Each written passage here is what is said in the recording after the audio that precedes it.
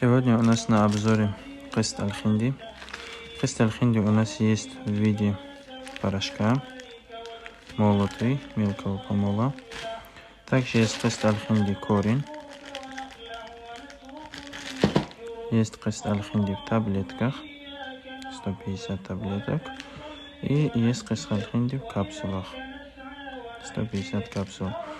Способ применения, показаний к применению, противопоказания будет под этим видео.